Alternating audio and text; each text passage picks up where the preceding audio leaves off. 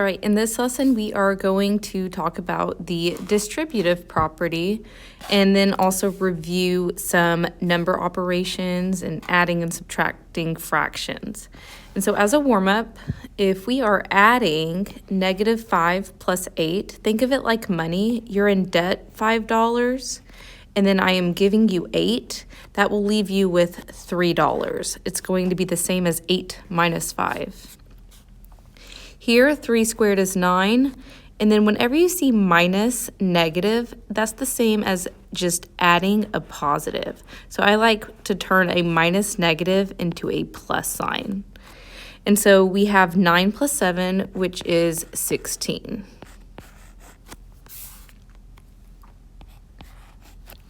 Here we're adding fractions, and whenever you add fractions, you need a common denominator. And so our current denominators are 3 and 6, and we can make them match by multiplying this first fraction, top and bottom, by 2. So 2/3 is the same as 4/6. And then now we can add 11/6 by just adding the numerators, which would be 15/6. You keep the denominator the same. That's why they need to match. And we can actually simplify this fraction further since both the numerator and denominator are divisible by 3. And so that would simplify to 5/2 for our final answer. You always want to simplify your fractions. And then multiplying fractions is actually easier because you don't need a common denominator. You just multiply the numerators and multiply the denominators. And so here we would have 2 times 3 over 5 times 2. And so something about a fraction bar, it's the same as division. And so if you see a factor like 2 on top and bottom, you can actually cancel those since division cancels with multiplication. This only works when you have multiplication happening. And so we can simplify this fraction right off the bat to 3/5. If we had multiplied them without canceling the 2's, we would have gotten 6/10, which would have then simplified to 3/5.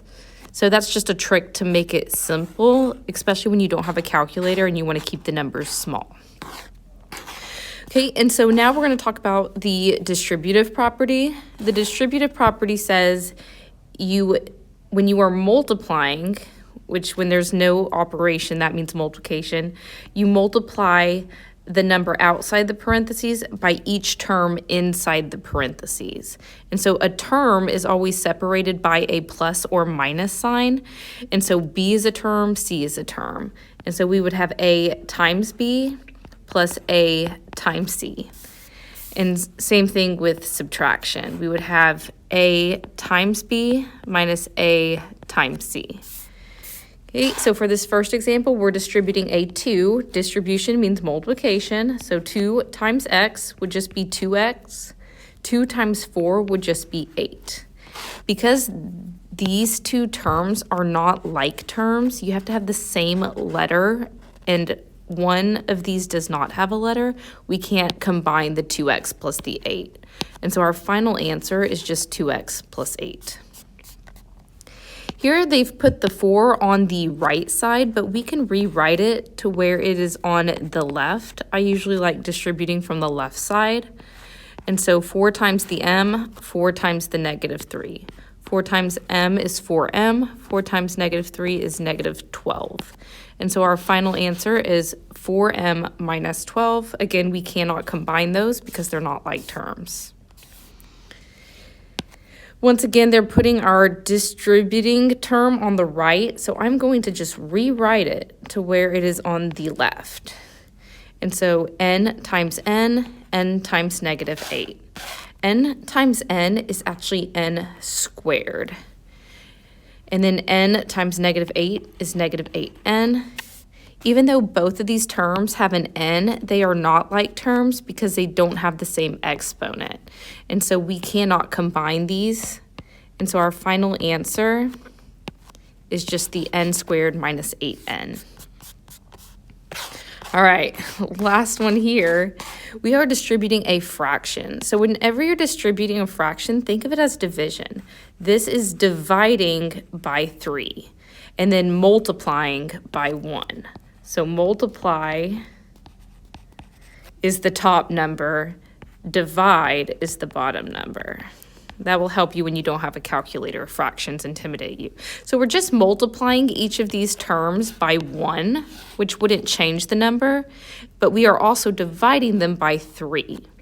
And so 24 divided by 3 is 8. 18 divided by 3 is 6, and keep the variables with them, the letters. And then since 4 is not divisible by 3, we would just have a negative 4/3 there. Don't lose your negative sign. And then we have xy as our variable. And so none of these are like terms. This does come up on the homework. And so we can't combine an x with a y or even an x with an xy. And so the order that you would write these in is alphabetical. And then if you have both variables in a term, it would go in the middle. So my xy term would go in the middle, and then the y term would go at the end. And so this would be the ideal final answer. Notice I kept the negative with the 4/3. Okay, and so for these next 4 examples, these were intended for you to try on your own. And so you should get 4x plus 8. Here, we're distributing a negative 5. This looks confusing. G plus 2 is our expression with 2 terms, G and 2, and negative 5 is what we are distributing. And so we could rewrite this with the negative 5 in front, and then we wouldn't need those parentheses. This question over here to the right is asking how this is different from G plus 2 minus 5. So in this example, there's no parentheses. So this means subtract 5 at the end. And so you would get just G plus 2, nothing to do with those parentheses. And then you would combine the 2 minus 5 to get negative 3. Here, we are multiplying a negative 5. Distribute the negative 5. And so that gives us negative 5G minus 10.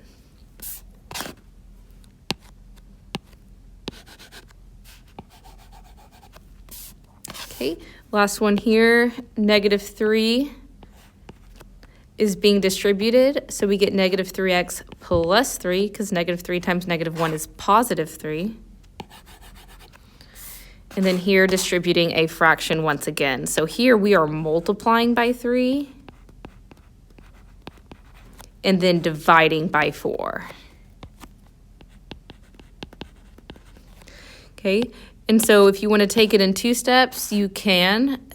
And so multiplying by 3 times the 12 would give me 36, and then divided by 4 would give me 9.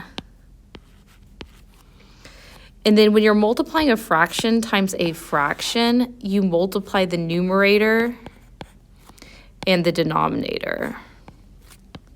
Whenever you have a negative, just put it on the numerator so you don't lose it. Okay, and so 3 times negative 1 is negative 3. 4 times 2 is 8. And so we would get negative 3/8H.